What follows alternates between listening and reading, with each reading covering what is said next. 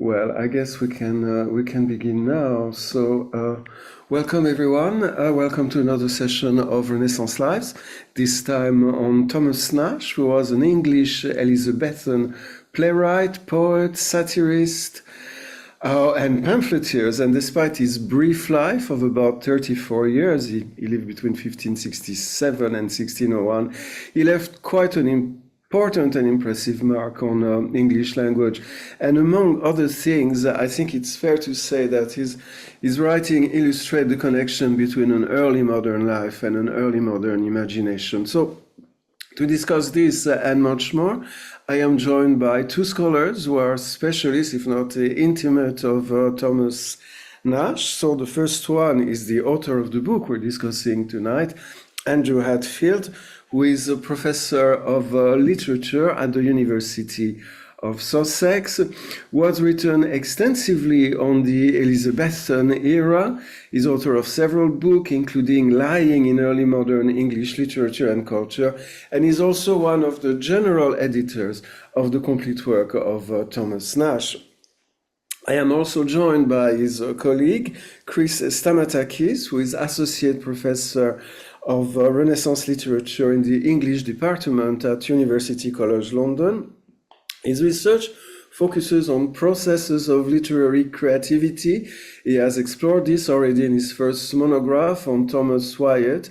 He is currently editing Thomas Nashe's work, Christ Tears Over Jerusalem, for the Oxford Nashe complete work, and is also involved in the Nashe project, and he will begin the conversation. So Chris, the microphone is yours. Thanks, Francois, and thank you very much for the invitation. It's a real pleasure to see people tuning in and also to be discussing this wonderful book of Andrew's, which I enjoyed very much and I learned a great deal from. I've got my copy to hand here, and as you might be able to see, page after page is sort of heavily annotated. I've been scrolling away at it and finding lots of interesting things in there, almost as much as Gabriel Harvey, that serial annotator, annotating his own books. We might encounter Gabriel Harvey a bit later, but Andrew, I was just wondering if you could start us off by telling us a bit about how you might characterize the Nashe that you found in writing this book, or maybe the different kinds of Nashes. One thing that struck me was the emphasis that you put on the role of theatre in shaping this writer, who we often think of as a prose writer. Yeah, I think what's emerged, particularly from the studies we've been doing, bringing together the complete works of Thomas Nashe and thinking about the Nashe project, is how varied Nashe's writing was. That there's a lot of satirical prose writing. There's a lot of imaginative, fantastical writing, particularly in some of his later works. There's a lot of scholarly work. He's very, very interested in the theatre. He's very interested, I think, really in seeing how you can use print to produce oral effects and to give the kind of immediacy of the spoken voice is something that comes across. He writes poetry. There's his pornographic poem, which I often goes by the name of Nashe's dildo, which I think actually gives that word to English, or so certain versions of the OED definition claim. He writes, but particularly what we found is his role in developing drama. Three of the people who Nashe clearly collaborates with are Marlowe, Jonson, and Shakespeare, and it's very obvious that all three of them look to Nashe as one of the major authors who can kind of produce better style, produce better work in the 1590s.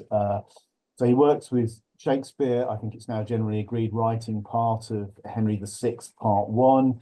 He collaborates in some way with Christopher Marlowe in Dido, Queen of Carthage, although it's not clear exactly how.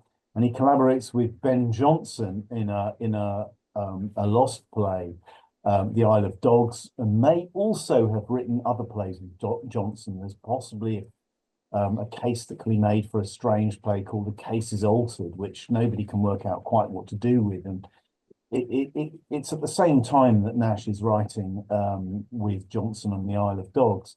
So there's an awful lot of stuff that goes on with in terms of how Nashe is writing. And I think one of the things that I think you'd have to say is the 1590s, one of the crucial decades of English literature, makes little sense without thinking carefully about Thomas Nashe, who is one of the central figures in it and one of the figures who defines its particular satirical edge. And that's something that contemporaries are very conscious of, and it's something that that comes out in Nashe's writing. But I think really it's wit and brio are what obsess him in terms of his writing. And I've tried to spend quite a lot of time in the book talking about particular Nashe effects. And I think one of the things that he does is he writes ever more complicated sentences, which often change in midstream, so that you get halfway through a sentence, think it's going one way, and it turns you in another direction, which can be quite unsettling. And that's something that he very, very deliberately does a lot. And he does it in his work as well, where you think a lot of his works are moving one conclusion. Terrors of the Night is one, which looks as though it's telling you how frightening the apparitions and ghouls are that surround us. And then in the middle of it, it starts to change and suggest, no, it's all nonsense, that these things are all made up and it's our own imaginations that we should be frightened of. That's a very Nashean way of thinking, clearly developed out of his training, university and school, and his ability to use rhetoric to argue on both sides of a question. So that's something that I think he is central to the way that he thinks and writes, and it becomes more central in his later works, although it's always there from the start. But that I suppose is the Nashe effect, and I think people around in that era are very conscious of him as somebody who produces those kind of literary works. Yeah, it is what you say resonates very, very well across his whole kind of oeuvre, that even apparently the simplest sentence might go off in a totally wild direction without any notice. I suppose, does that present, as a biographer, as a writer of a literary life, does that present certain challenges when you're trying to locate kind of Nashe's voice, or what Nashe actually thinks, when you see his kind of thoughts swerving left and right, and it's difficult to kind of identify, okay, this is what Nashe, the author, actually thinks, rather than some rhetorical construct that he has, invented for the occasion? I think there are certain consistent themes, but you have to work pretty hard to kind of winkle them out of his writing. And I think that's one of the reasons I decided to write the book, where I give an overview of the life. I'd try and explain his importance, what people have thought was important, and then give a series of analyses of the works, so that readers could decide for themselves, drawing out, doing that, various themes in his writing, which I thought was perhaps the best way of doing it. There are different ways of doing biographical studies with different authors, I think, but that's something that I've tried to draw out. I think there's the commitment to writing and to style, and I think that's very important for Nashe. I think there's more at stake than him just wanting to be a good writer. I think there's a kind of deeply moral, religious sense, even through all the kind of undoubted filth and sexual innuendo that you'll find endlessly in Nashe. There's that sense of he sets traps for readers to think through problems. And one of the things I think he values very much is the idea of wit, and the idea of style, and the idea of having to think things through carefully. I'll say more about his quarrel with Gabriel Harvey, but for now I'll note that just one of the things he dislikes, I think, really in an almost visceral way about Harvey, is how leadenly, predictably pompous Harvey's prose is. And Nashe is basically saying that you can't write like this. You can't pretend to be this kind of person who's revivifying, with bringing English letters forward, and write this badly. You have to have this ability to mix the language of the street with the high-flown Latin tags. You have to show that you're knowledgeable about all these different forms of writing. You need to understand English. You need to understand the languages related to English. And that's something that kind of comes out.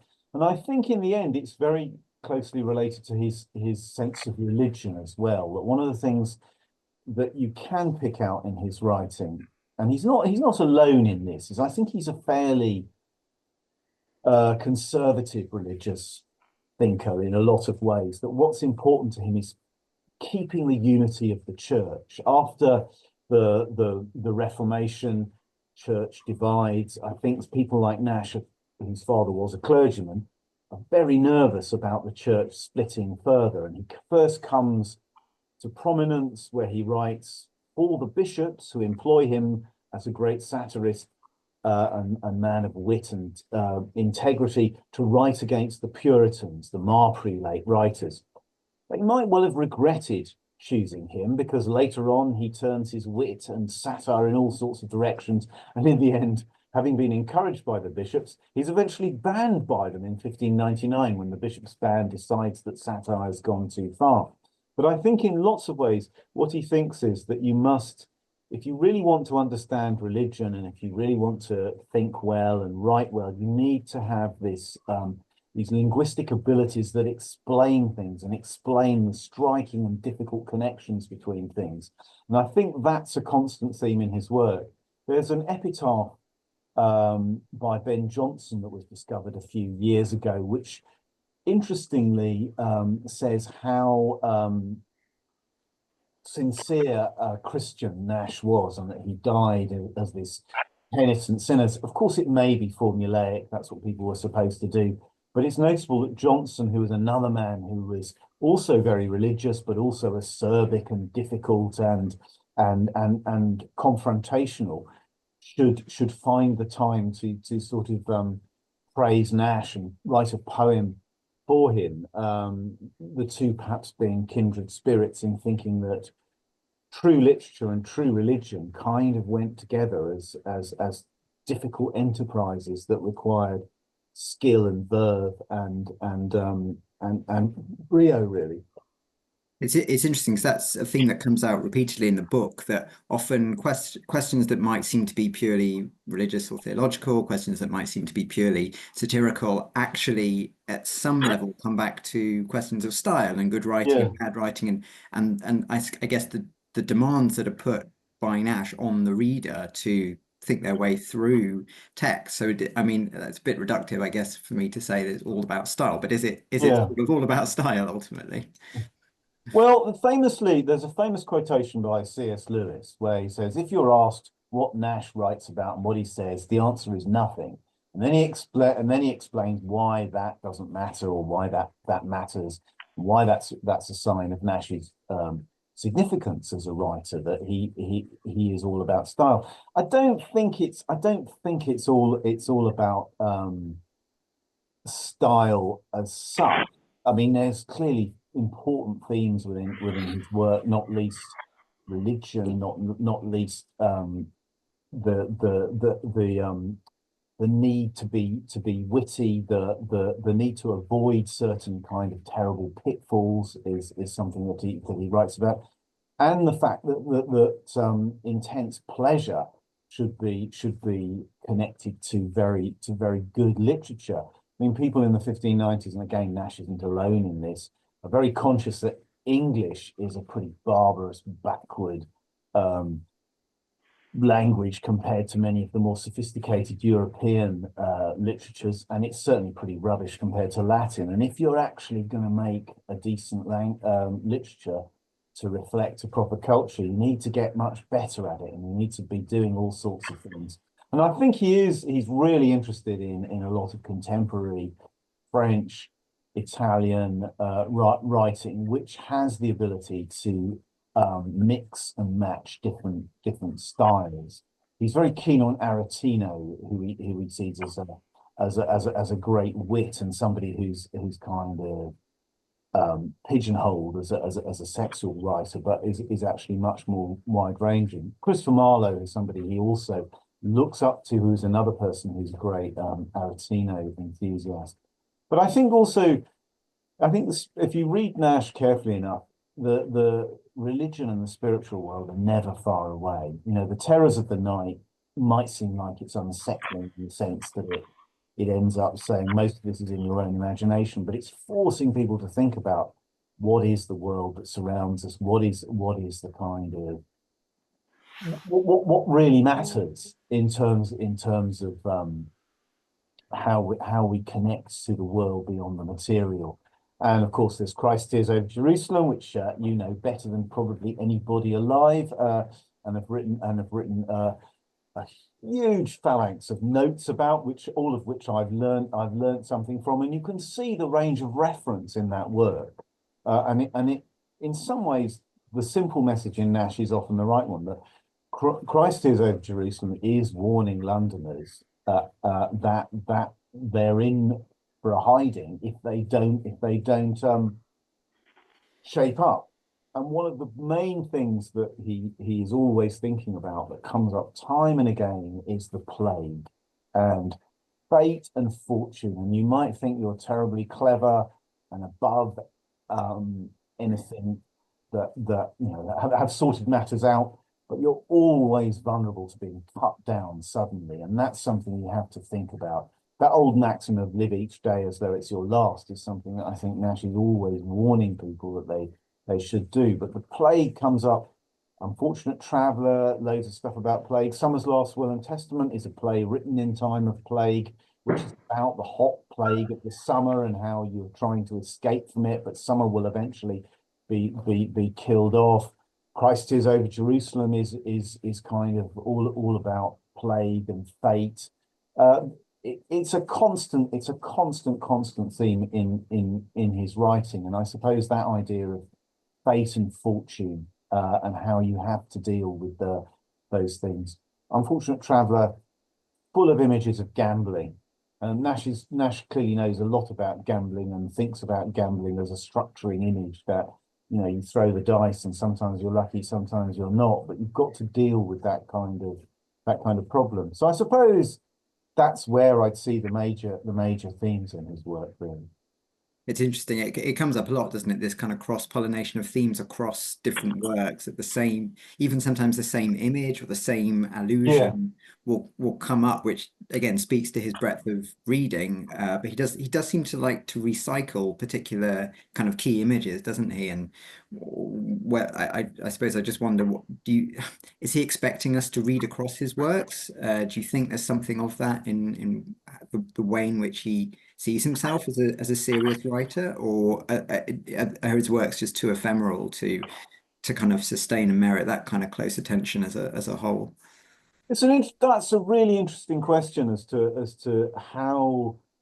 I mean, I'll take it perhaps at one level as how substantial he thought his works were, and whether he thought they were monuments or whether he thought they were pamphlets that were produced for a particular moment. I don't know if you could ever really get to the heart of that. There's an image at the start of his last work, Lenten Stuff, where he talks about it's a particularly gross image of Homer getting really drunk and vomiting, and he says even in Homer's kind of worst moments, his kind of shame and his excess and the fact that this isn't a proud moment, of course, even then he's more witty and more worth reading and more important than people who think of themselves as great literary figures. And he says, it's the same with me. Even the crumbs that I've left behind in Great Yarmouth are much more important than those of people who see themselves as a particularly sophisticated and important writer. And of course, he's taking yet another side swipe at his bête noire, Gabriel Harvey. But I think your question gets to the heart of things in Nashe, and that is the balance between the monument and the ephemeral. And I think Nashe is someone who thinks very clearly that unless you understand how to do something ephemeral, you can't write monuments. That you have to have some sort of demotic sense of how ordinary language works alongside your great learning. You can't just batter people to death with your sort of Ciceronian style and claim that you're saying very profound things. If you really want to say profound things, you have to get into the substance of life. You have to understand about cheeses and beers and streets in the city. And there's a kind of juvenalian sense to Nashe, I think, like there are with other writers like John Donne, that they're very, very influenced by that sense of you can't write seriously unless you can kind of do satirical stuff and you can understand the ordinary things of life as a building block.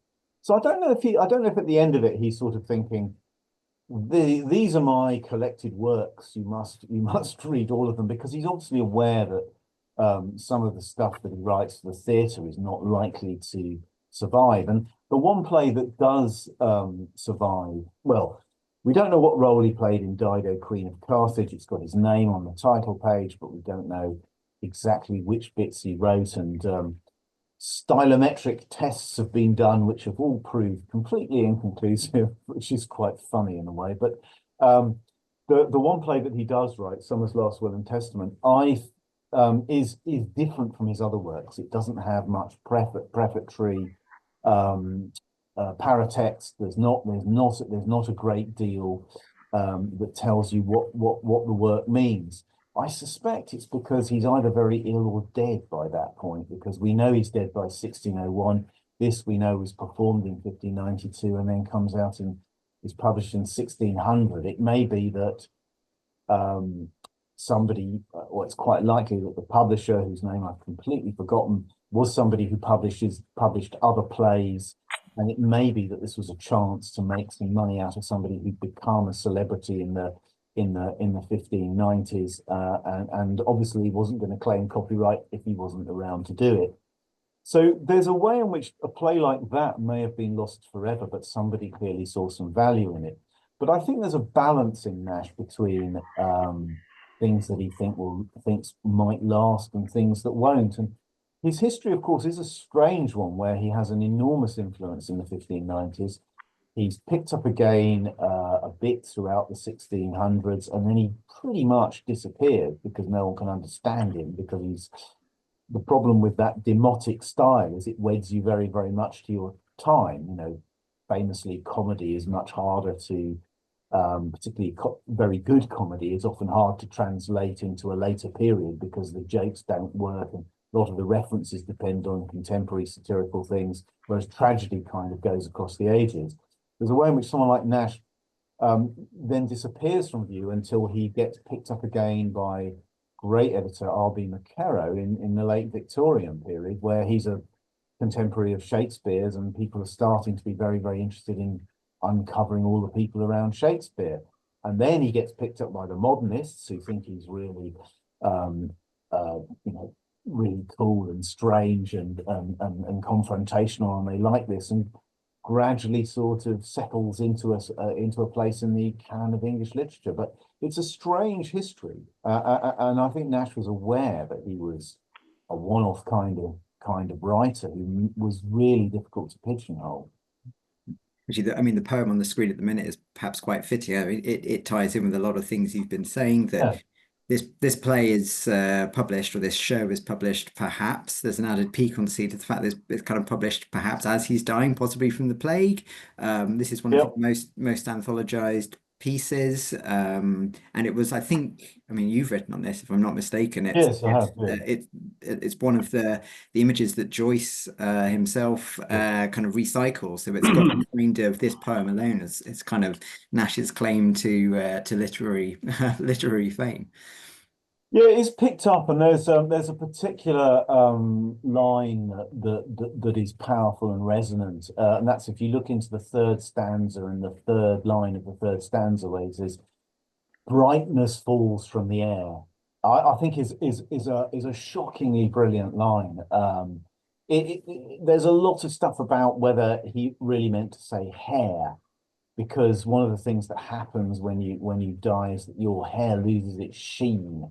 So it could mean that, but I'm sure it must be a pun. Brightness falls from the air. That's such a powerful image of everything going dark with this sort of deathliness of plague, as well as the individual dying and the hair becoming dull as a result of the body no longer being kind of animated. But it's a very, very moving litany in time of plague is what it's often called, and it links very beautifully the sort of knockabout nature of summer dying in the summer's dying and autumn's coming. So on one level, it's just about the cycle of the year. Then winter appears, and and then the winter is obviously a bit more miserable, and autumn, lots of good things happen with autumn, but summer is really cross at being shunted to one side and having to kind of move aside. And there's a bit where Summer speaks after this and he goes, "Beshrew me, this this song doth move me," because there's obviously a sense in which the summer and everything may end at this particular summer where the plague rages. And that's where this is often taken out of the play, but it works well within it, and it works well as a separate lyric. But it shows you just the kind of range of things that Nashe could do. There's some brilliant research being done about, particularly by Tiffany Stern, about how Nashe may have been writing ballads for the theatre, and how a lot of companies had an in-house ballad writer, and when people came to see plays, they sold the ballads outside, which would give them some sense of either something to take home or what the play was about. But ballads and the theatre are closely connected, and she thinks that Nashe may have been someone who wrote a lot of ballads. He's certainly obsessed with ballads. And advertises the fact that he knows a lot about ballads and he knows a lot about street literature. But he obviously shows here, because there's a kind of ballad-like quality to this as well, showing that he can kind of elevate ballads and write much more beautiful poetry when he wants to. And of course, as I've said, he's written a pornographic poem, which is actually very funny. It's a poem where the main character is called Tomlin, who would seem to be a version of himself in a kind of amusing way, who goes to visit a sex worker, performs miserably and ineptly, and she has to sort of take what pleasure she can through her own kind of efforts. And there's clearly a joke about himself in this, but it's a poem that gets pigeonholed as a pornographic poem, and it is very explicit, but it's actually kind of ridiculously funny, because it's not. I find it very hard to imagine someone would read it and find it sexually gratifying, because it's so ridiculous and compares sexual acts to a kind of an uninviting walk through the muddy countryside and so on. And it's not designed to sort of stimulate you. I don't think. I think it's designed to make you laugh. And I think he's showing in this that he has this range of writing and poetry, just as he does in prose and so on. That would seem to be, again, something that we find repeatedly, as you've shown in the book, that Nashe is constantly sort of unsettling the reader and not kind of giving the reader an easy ride. And when you think you've kind of worked out the genre of a particular piece, suddenly the tone will flip it into something else, or force you to kind of recalibrate how you're approaching it. Is that something that's kind of a distinctively Nashean quality that you can kind of see in his stylistic voice? He's very clearly someone who works hard to work with and against genres. He's always looking to push the boundaries of what's possible in sentences. He does it with genres. He clearly is someone who likes doing this. I mean, most of the best writers in any period like this kind of playing around with genres. The person I suppose I'd compare him to, and of course I would, is Edmund Spenser, who's always bending genres and trying to think out new things and trying to write things that people haven't written before. Nashe is very similar. There are people writing in the relatively early stages of mass print. They love playing around with books and what you can do with books and the excitement of mixing lowbrow and highbrow things. I think he's always trying to kind of forge new genres and new generic hybrid forms that can move forward. And he wants readers to sort of think they're in one book and then find they're in another, really. And he does this. I mean, perhaps I can illustrate this. I think it's the first. Yeah, the first quotation. I think this is a very nice example of how Nashe sort of works. It's a bit gross because it's obviously about a particularly foul execution. But I think perhaps if I read it and then I'll explain why I think it's particularly interesting. So this is about an execution at the end of his one narrative fiction, The Unfortunate Traveller. So it's the execution of Zadok in Rome, I think. To the execution place was he brought, where first and foremost he was stripped. Then on a sharp iron stake fastened in the ground had he his fundament pitched, which stake ran up along into his body like a spit, under his armholes two of like sort. A great bonfire they made around him, wherewith his flesh roasted, not burned. And ever as with the heart his skin blistered, the fire was drawn aside, and they blasted him with a mix of aquafortis, alum water, and mercury sublimatum, which smarted to the very soul of him and scratched him to the marrow. Then did they scourge his back part so blistered and basted with burning whips of red-hot wire. His head they anointed over with pitch and tar, and so inflamed it. To his privy members they tied streaming fireworks, the skin from the crest of his shoulder, as also from his elbow, his huckle bones, his knees, his ankles they plucked and gnawed off with sparkling pincers. His breast and his belly with seal skins they grated over, which as fast as they grated and roared, one stood over and laved with Smitry's cindry water and aquavito. His nails they half raised up, and then underpropped them with sharp pricks like a tailor's shop window half open on a holiday. Every one of his fingers they rent up to the wrist.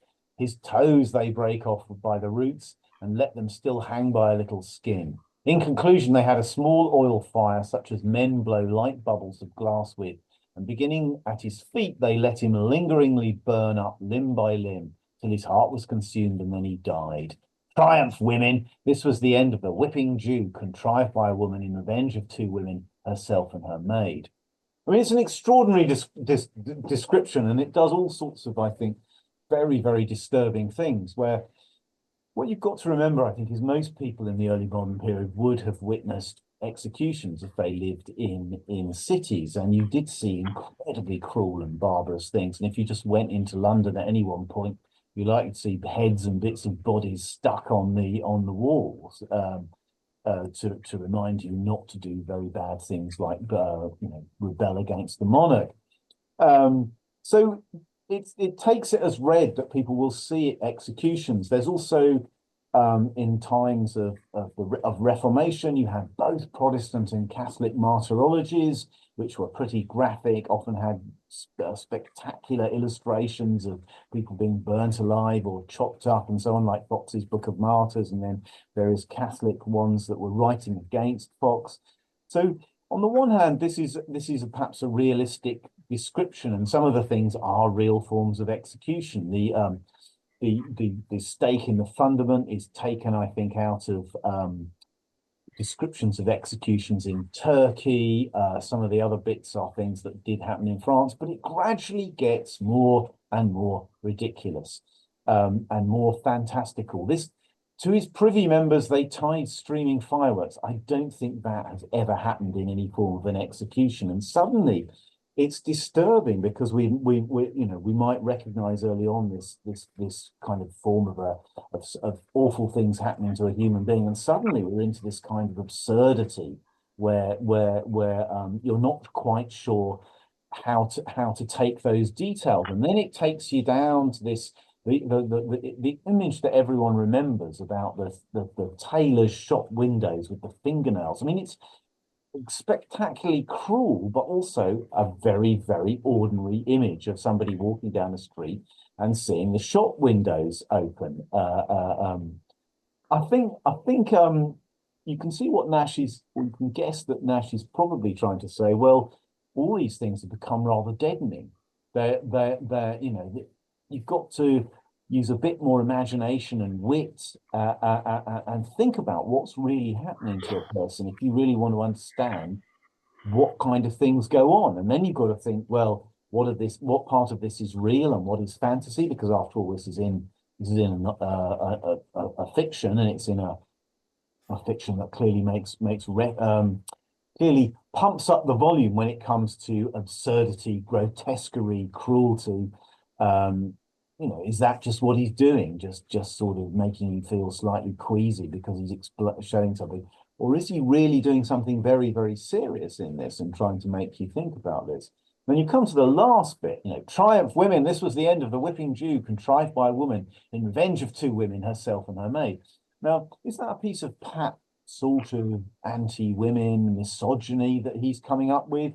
Or is he pointing out that actually, if you're going to do all these things, any sort of crime does not pay moral is going to seem pretty hollow and feeble, and not actually really get to the heart of the mystery of people doing things to other people that are extraordinary.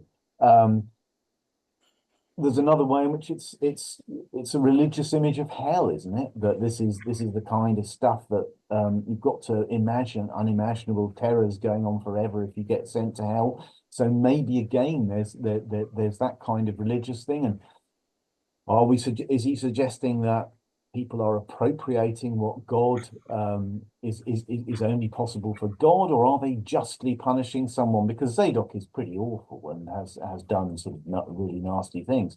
But I think it's an extraordinary passage, and it's very typical of Nashe, the way that you think you're in one place, you sort of, and gradually, with the fireworks and the tailors' shots, and actually the aquafortis water mercury sublimatum, I think those are things used in alchemy, which I think is also another reference here, that there's something alchemical about this, and he's perhaps trying to make you think about he's very interested in alchemy. I think obviously skeptical about it, but that might be suggesting that this is actually somewhat akin to the fantasies of alchemy that's happening here. The idea that you can kind of sort problems out by doing these awful things. Anyway, I think it's a packed passage full of really interesting detail.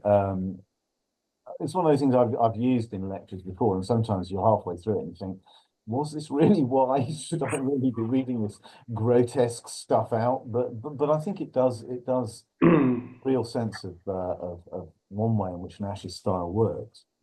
It's quite useful as a passage as well for showing how kind of magpie-ish Nashe is in kind of recycling images or phrases, or you mentioned here, Fox's Book of Martyrs would seem to be kind of called up in some capacity here. I just wonder, more generally, it's something that came out in the book a lot, the way in which kind of Nashe's individual voice seems to be strangely indebted to a range of other writers, whether it's Fox here potentially, or whether it's Marlowe, as you've shown up whether it's Marprelate early on. I mean, how could you say a bit more about how you see Nashe sort of responding, I suppose, to his contemporaries or to contemporary English literature that he has available to him?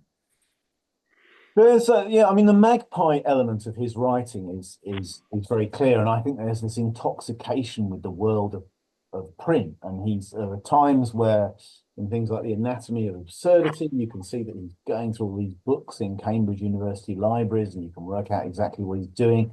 Other times he seems to be going through all the print shops you can find in St. Paul, around St. Paul's Cathedral, and pulling out books and kind of connecting all sorts of different things. In terms of actual influence, I think one of the things that he does, which I think is actually quite moving, is he takes on the role of Marlowe in some ways, and he's very clear about I'm thinking about Marlowe. This is the bit on the screen is quite an interesting thing, where that's Nashe's signature in a book, and in the book it's got Faustus, que sera, divinity, adieu. Now, of course, one of the things that this may or may not be incredibly significant, but sorry, there's different ways in which this might be significant. It's written before Dr. Faustus is published. Either Nashe is going to the theatre all the time and seeing and memorizes the play, or he plays some role in it, or he sees these as particularly potent words, and Marlowe as a particularly potent figure who wants to imitate. I don't know if I've written I've written on this, but I don't know if I've really got to the heart of the mystery of Nashe and Marlowe. I think in some ways he just thinks Marlowe is an extraordinarily innovative and inventive writer who he wants to imitate in lots of ways, and he's very conscious about imitating. At times he's quite cheeky about Marlowe. There's a great bit in Lenten Stuff, which I really like. Lenten Stuff, which is his final work, which is one of the things I'm kind of most fond of. The story where he kind of leaves London because the Isle of Dogs, the lost play, causes such a scandal. He tells us he has to flee to Great Yarmouth. He's from East Anglia. Great Yarmouth's one of the powerful towns there. He kind of goes to ground there, and then he writes this book in praise of the red herring. Yarmouth became very, very rich through the kind of herring trade. I can be immensely boring about herring, and we'll be careful not to be. But the thing about herring is they come close to the shores to spawn. They're very easy to catch. The problem with herring is you need to preserve them carefully through either using salt or vinegar or smoking them. So Yarmouth is this place where all these herring are loaded in the summer when they get caught when they're spawning. And Nashe uses this as a way of thinking through the kind of greatness of the herring and how it drives the English economy and English society forward. This kind of food stuff. You don't need all the posh, fancy stuff. And he's partly thinking about Gabriel Harvey and Saffron Walden, where Gabriel Harvey comes from, where you get the crocuses and the saffron dye. And he's saying herring are better than saffron, as a substance that defines England. But within this he has this fantastic parody of the herring flying around the world and sort of causing all these great things to happen. But he has this quite funny parody of Christopher Marlowe's Hero and Leander, where Hero is a herring and Leander is a ling, and they both get drowned and then appear on a plate together with mustard. And he's clearly imitating a recipe book, because you get these recipe books that have a bracket with fish and then it's got mustard sauce that you have with them. So there's a kind of joke about the two of them appearing there. But he has this fantastic kind of bit where he goes through Christopher, Marlowe's poem and refigures it within Lenten Stuff in this very cheeky way. I mean, I think in some ways Nashe is too original a voice to be related to any other particular figure. But I think what is interesting is that he does pay tribute to some of the kind of writers that he's kind of really interested in, and one of whom is, of course, Marlowe. He comes at Aretino's another author who likes his various religious figures that he's particularly keen on as well. But there's a great statement that someone else who clearly does influence him is Gabriel Harvey, because he and Harvey sort of spur each other on to ever more aggressive and absurd ways of attacking each other. And there's a lovely phrase by Eric, American scholar, who's really great, and he said, the irony about Nashe and Harvey is they're both each other's best readers. They're the ones who kind of understand each other. And I think when Nashe is on the run, I suspect that he has a copy of Harvey's treatise against him, Pearce's Supererogation, and that he's annotating it and kind of getting crosser and crosser and taking phrases from it so he can imitate and reverse them. So there's negative influences as well as positive ones in his writing, I think. It's the quarrel with Harvey is a strange form of collaboration in a sense. We talked Yes, about, Marlowe and Shakespeare and Jonson as collaborators of Nash, but yeah, with Harvey as well. And a picture of him here in Have With You, yes. quite amusing. Yeah, I mean, could you say a bit more about where you see the Harvey Nash antagonism feeding into your portrait of Nash? I mean, we talked before briefly about how the Harvey quarrel might come down to questions of style and good and Yeah. good writing. Do you see the implications, I suppose, of the Harvey Nash quarrel going beyond that little squabble to something perhaps more resonant in the 1590s as a whole? I think as I said already, the bishops bans both of them from writing. Nash dies soon afterwards. Harvey lives till 1630, but doesn't write anything again. The 1590s are particularly acerbic and satirical, and a lot of people, particularly John Donne, is somebody who cuts his teeth in lots of ways, writing a series of satires in the 1590s. All sorts of other people do the same. Nash and Harvey write these ridiculously absurd, satirical kind of attacks on each other. This particular picture is the one picture in Have With You to Saffron Walden, and it's quite rude, where it says, this is Gabriel Harvey about to let fly on Ajax. There's a pun on Jakes, which Nash likes using. In The Unfortunate Traveller, the character's called Jack Wilton, which it's Jake's Wilton. It's like toilet Wilton. Wilton being one of the homes of the Sydneys, and here we have Gabriel Harvey about to let fly on Ajax, and what he's saying is this is Harvey about to go to the toilet, which is probably as profound as most of his writing. So it has this picture of this rather sort of constipated looking man striding forward to the toilet, and that's what he's saying is Harvey's writing. But the resonance of the quarrel is it's hard to pin the exact start of it. It probably starts with one of Harvey's brothers, Richard Harvey, who writes the Lamb of God, in which he insults both Thomas Nashe and John Lilly, who've written against the Marley writers. Nash replies in Piers Penniless. Gabriel, I think, probably with some, we can respect him to some extent, defending his brothers, then attacks Nash in four letters and certain sonnets. Nash replies with strange news, then apologizes in Christ's tears. However, sadly, by the time he's apologized, Gabriel Harvey's already put the boot in with a new letter of notable contents, and then he writes Pierce, this massive Pierce supererogation, which is like it's a religious term meaning sort of going beyond what's needed to be allowed into heaven, to receive grace.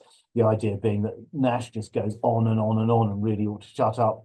And that then leads to Have With You to Saffron Walden, the kind of thing where basically means, go back to where you were born, go there and shut up is what that says.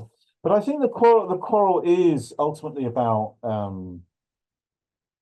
what I've said are the main Nash themes. It is about wit and style and about the right way to do things, the right way to write, and the right way to educate people. Harvey sets himself up as an educator, as someone who should be at the heart of English writing.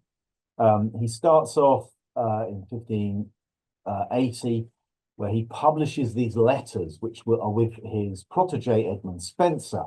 These letters, the proper witty and familiar letters, they're incredibly self-aggrandizing in that I think the two things that Harvey is trying to do is saying, I'm like Erasmus.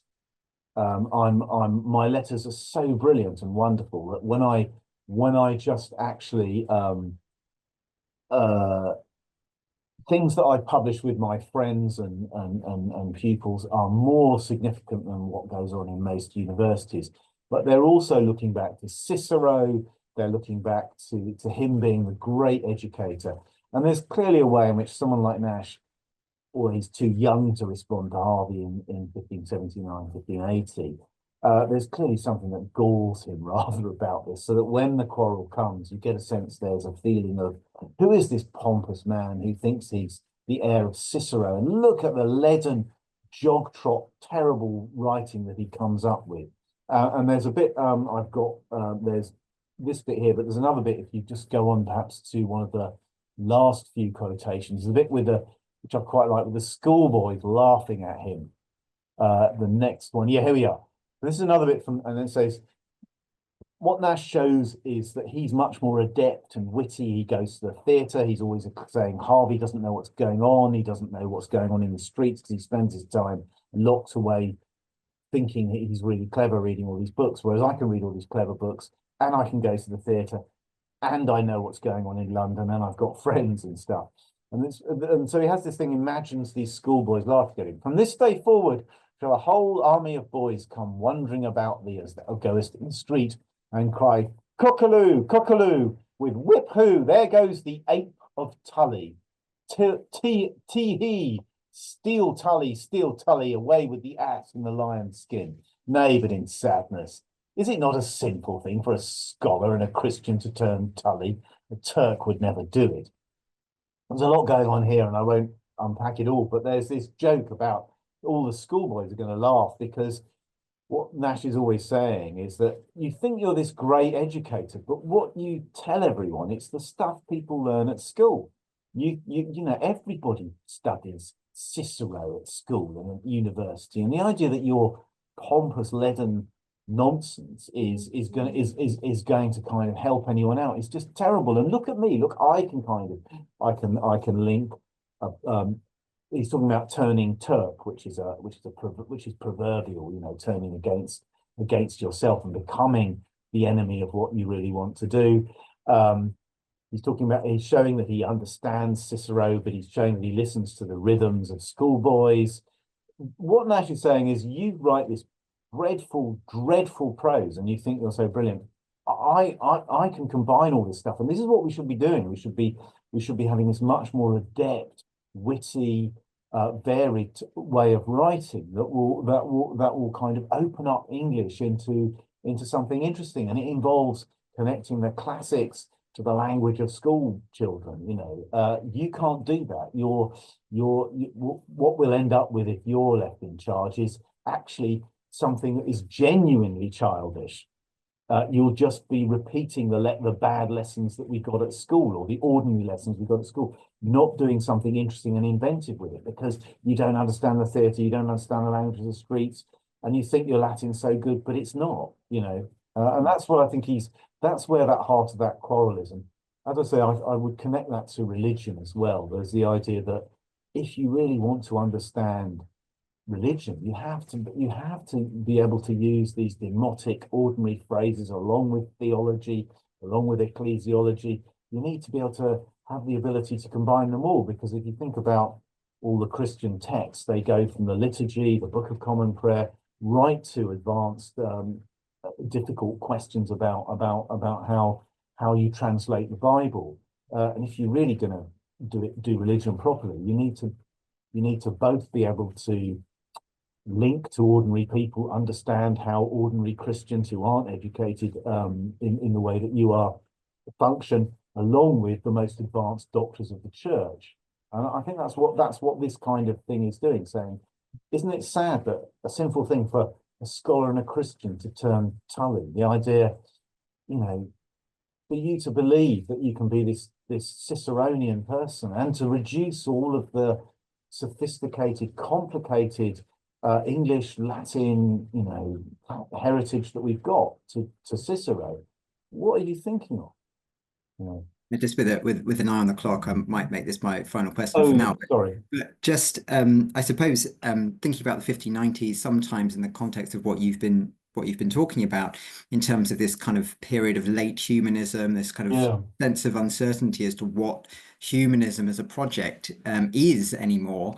I just wondered about the category of lateness that comes up Okay, in your title, situating Nashe in relation to late Elizabethan writing, and also when you're discussing Nashe's mature style, you're talking about how Nashe is barely 30 when his final work is published. Can we really talk about Nashe's late style? You talk about it as later style cut off in its prime, but I just wondered the category of lateness, how did that kind of figure in your thinking? What does it sort of open up? I was partly flying a kite with that, but there is a serious point to it that I think what I was trying to argue in the book was that I think by the end of his life, Nashe had reached a style that he was going to develop and was going to use, and he'd managed to mix together his interest in writing complicated sentences with writing plots. Early on, I think his works are great, but they're not necessarily, they're very episodic in terms of one thing follows another. If you look at Summer's Last Will and Testament as a play, I think it's a pretty good play, but it's not got the sophisticated complexity that you'll find with Shakespeare or Webster or Middleton or somebody. It's one thing happens after the other, and there's one through plot line, and its success is in the brilliance of the individual part. I think he was starting to move towards a more sophisticated kind of way of trying to combine syntactical brilliance with plotting brilliance.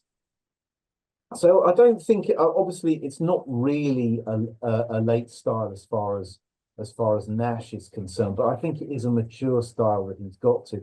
And had he lived longer, it would have been interesting to have the bishop's band not come in, because he might have been silenced anyway. But had he been able to continue his writing career, it would be interesting to see what would have happened, because I think he'd worked out exactly how he wanted to write. I mean, people disagree with me. I have quite interesting discussions with Charles Nicholl, who I think disagrees and thinks that a lot of the earlier works are more exciting and interesting than the works that he produces 1592, 1593 up to The Unfortunate Traveller. Much more exciting works, and what happens in the later ones is a sort of studied brilliance that's a bit of a dead end. And that, I think, that's a genuine debate that might be worth pursuing. But the late Elizabethan, I think there's always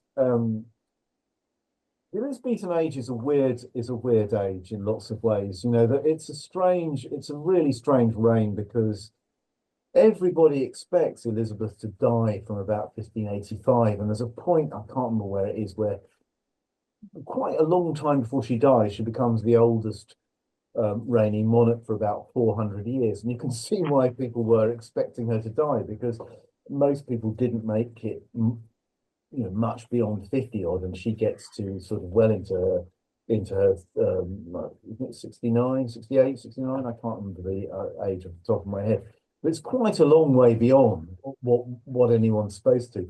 So there's a lateness to that brilliant period of Elizabethan writing, where it's all written against the backdrop of everyone expecting it to end any second. You know, all of the Fairy Queen, a lot of what goes on in the theatres, a lot of writers writing in that period are constantly writing against the backdrop of a protracted succession crisis that kind of just goes on and on and on. So there's a kind of lateness to that, where Elizabeth's reign feels slightly sort of out of kilter as well.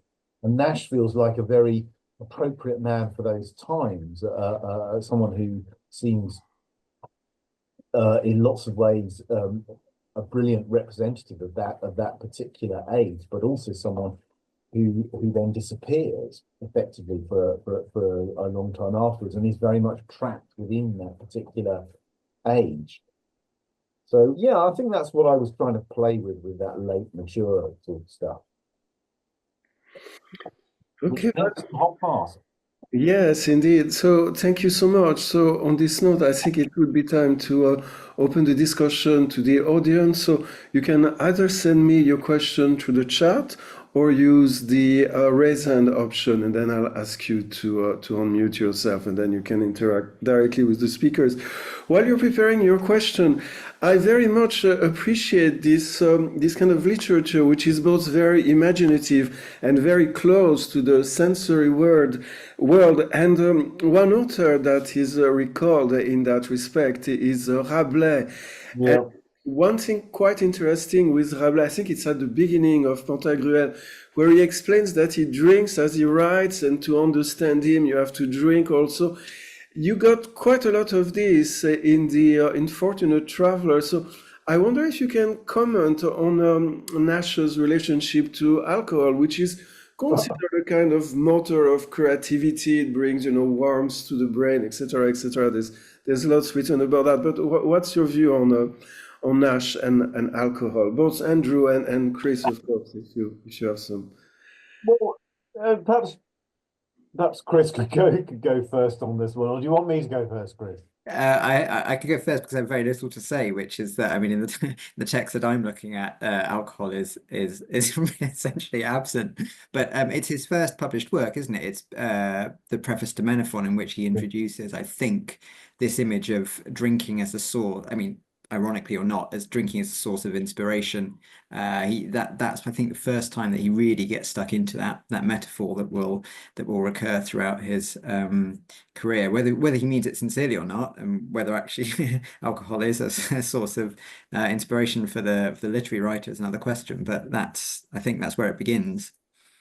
My suspicion is that Nashe is very much a kind of bachelor, of old-fashioned bachelor. If I can kind of open it out biographically, I suspect he is someone who was an enthusiastic drinker.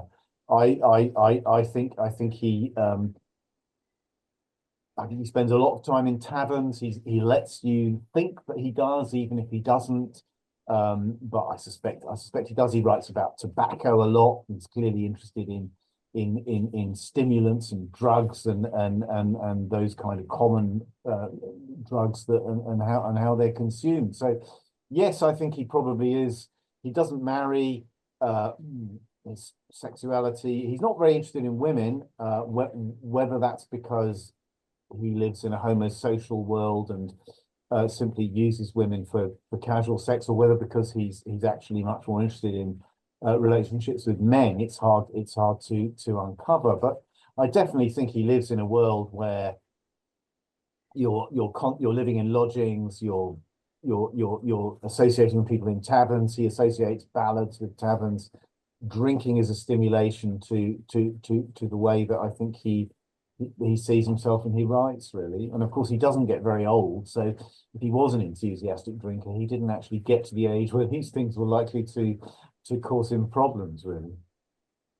Okay, thank you very much. We have a question from Lucy Nicholas. Lucy, we're listening to you. Well, Hello, Lucy. it's more a chance to say hello, actually, Hello, Lucy. to Andrew and Chris. That was a rip-roaring session. Thank you so much. I really liked this focus on language, and I love the idea that there's a kind of orthodoxy to his serpentine prose that's embedded in the idiom and aesthetics of the people. And of course, one of the great preoccupations of the age is the connection between res and verba, so subject matter and rhetoric, not least because of the interventions of Ramus. And I don't know if you want to maybe say a little bit more about Ramus, but Andrew, would you go as far as to claim that his language is both a philosophy and a form of religion? That would be of great interest to me, because it kind of connects with what some of the figures in the previous generation, like Sir John Cheek, are doing, Roger Ascham. Oh, yeah. To improve language, language being the outward expression of an inward condition. And And Cheek apparently loved Demosthenes, the Greek writer, Okay. because he speaks to the common people. Yeah. And that fits really well with what you're saying about Nashe's more demotic style. But anyway, I'd But love to hear more. that's so interesting. That's so interesting. I mean, the person that I'll try and unpack it in various ways. What I think about this. I think that is exactly where Nash is going. How he situates himself in relation to people like Cheek is quite interesting. The great mentor of Gabriel Harvey is Sir Thomas Smith, who's very much caught up in the orthography of Greek and reforming Greek and whether you see, I think one of the things that I'll start sounds good. I think one of the things that Nash finds so incomprehensibly annoying about Harvey is that he's connected to people he otherwise admires.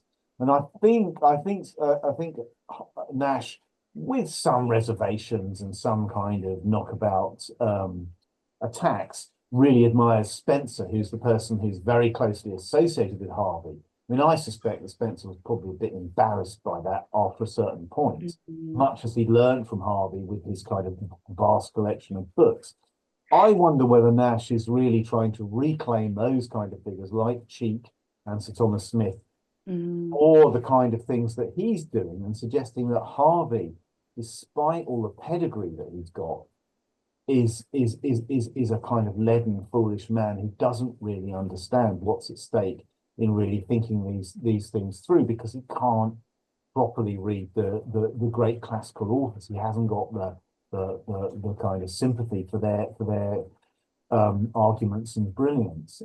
I suspect that is what Nash is doing, that he is thinking through those kind of problems. At what level, how seriously invested he is in that project, I don't really know, but I think that's certainly something that he's keen to be associated with, I think. Chris, I'm sure. Yeah, could I just chip in there? I mean, I agree with everything Andrew said. I think also, Lucy, it's a great question. One of the kind of traditional explanations for the Harvey-Nash quarrel is that Harvey is kind of more favorable towards Ramism, this division of the first two parts of rhetoric, invention and arrangement, and Ramus shifts those towards dialectic, towards logic, and they have no place for him in the world of rhetoric. And I think Nash is kind of that's kind of anathema to Nash. He wants to push back against that.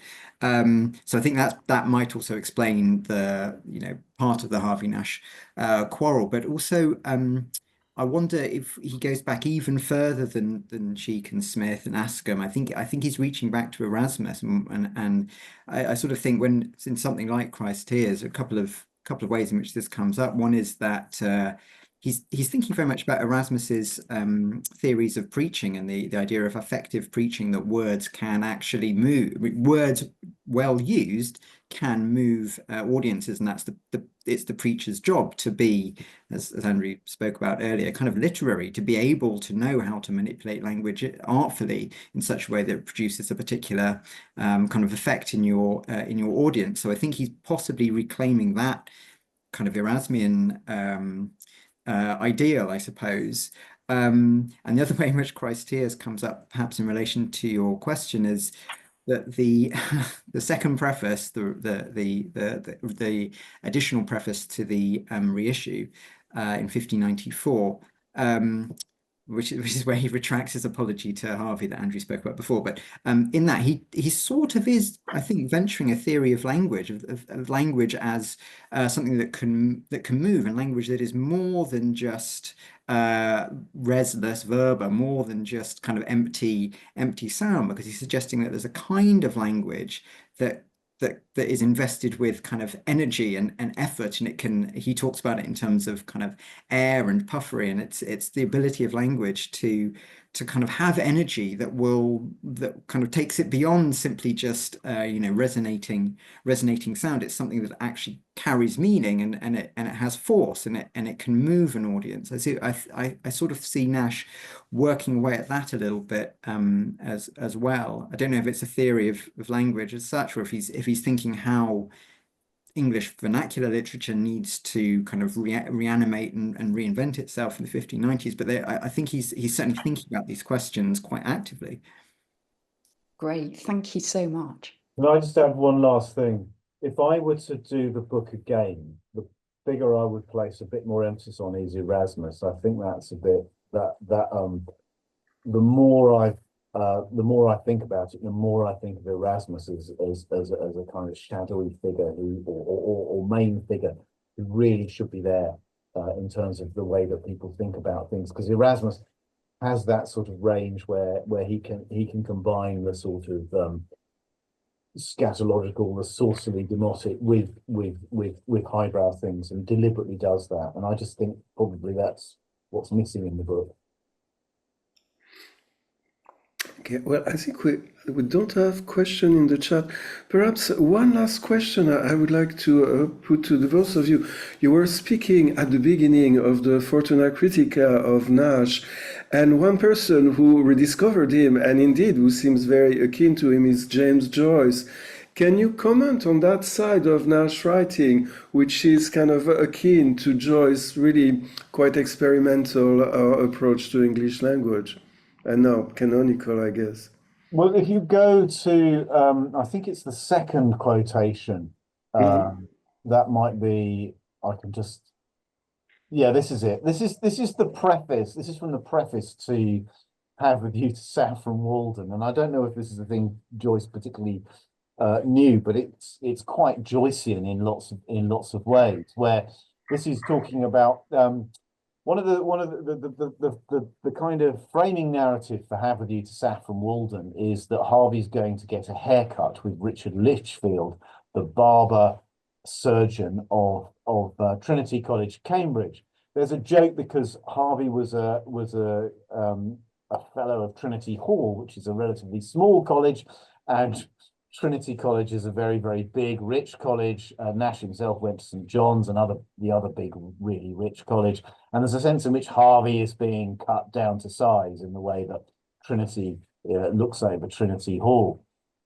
But this is where he then, so a lot of the early bits are all these addresses to Richard Lichfield, who then gets very cross with Nashe and writes a response to him, which is where the only image we have of Nashe comes in Richard Lichfield's The Trimming of Thomas Nashe, which shows Nashe in chains, which we can perhaps have a look at later on. But this is the kind of thing where I think this sort of fantasy, which I can't possibly unpack all of, despite the fact that I've been editing it, gives you this sense of this vivacity that comes with enjoying all this absurdity. So, a cute and amiable Dick, not Dick mihi musa virum, musing Dick, that studied a whole year to know which was the male and female of the red herrings, nor Dick obscuro, Dick of all dickers, that in the church where the organs were defaced came and offered himself with his pipe and table, nor old Dick of the castle, that upon the news of the loss of Calais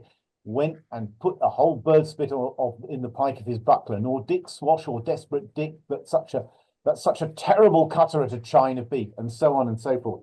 This, I think, is quite Joycean in its enjoyment of language from the highest register to the lowest, and there's a lot in Nashe that does this kind of, very Joycean stuff that you'd find in Ulysses or Finnegan's Wake. Anyway, Chris. Oh, I would agree with all of that. Yeah, in some ways, Nashe is the early modern Joyce in the sense that he shares Joyce's kind of inventiveness, linguistic inventiveness. The density of his allusions is also quite something we're perhaps familiar with more from Joyce than from Nashe. I suppose, yeah, questions of style in which there's something, and this passage is a good example of it, where the writer is trying to squeeze out new kinds of meaning from a particular sound, that there's this sense that everything has kind of potential, and everything has kind of got this potential energy stored up in it that can then, by an artful writer at least, be unpacked, and that can start spooling out in this slightly kind of unruly, ungovernable way. Perhaps there's the illusion of that. There's something like writing that is kind of capturing something spontaneous in the mind of the writer, perhaps a kind of free association almost that we would perhaps think of with Joyce and the modernists. So I think that's that aspect of style that you see across Nashe's writings, and I think it becomes, I don't know if Andrew would agree with this, but I think it becomes more pronounced the more he writes, that he becomes less kind of rigid and methodical in his style, and he becomes a little more unruly and kind of meandering and polyphonic as the more he writes. I think that's something that perhaps again connects the two writers.